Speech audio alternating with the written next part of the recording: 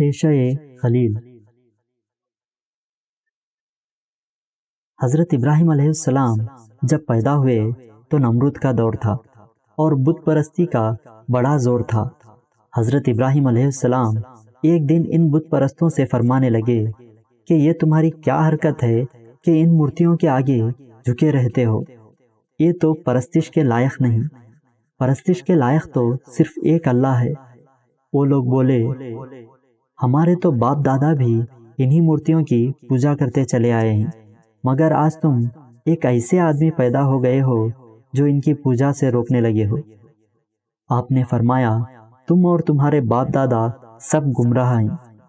حق بات یہی ہے جو میں کہتا ہوں کہ تمہارا اور زمین و آسمان سب کا رب وہ ہے جس نے ان سب کو پیدا فرمایا۔ اور سن لو، میں خدا کی قسم کھا کر کہتا ہوں کہ تمہارے ان بتوں کو میں سمجھ لوں گا۔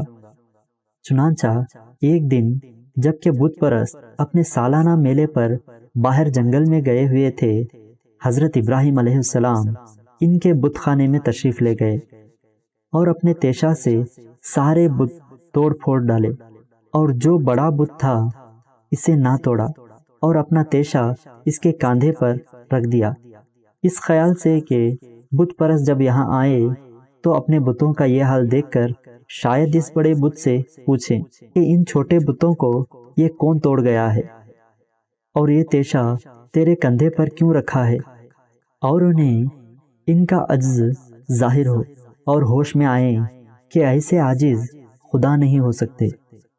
چنانچہ جب وہ لوگ میلے سے واپس آئے اور اپنے بت خانے میں پہنچے تو اپنے معبودوں کا یہ حال دیکھ کر کہ کوئی ادھر ٹوٹا ہوا پڑا ہے، کسی کا ہاتھ نہیں تو کسی کی ناک سلامت نہیں، کسی کی گردن نہیں تو کسی کی ٹانگیں ہی غائب ہیں، بڑے حیران ہوئے اور بولے کہ کس ظالم نے ہمارے ان معبودوں کا یہ حشر کیا ہے۔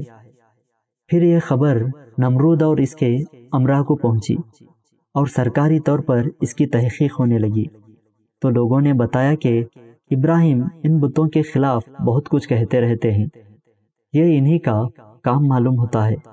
چنانچہ حضرت ابراہیم علیہ السلام کو بلایا گیا اور آپ سے پوچھا گیا کہ اے ابراہیم، کیا تم نے ہمارے خداؤں کے ساتھ یہ کام کیا؟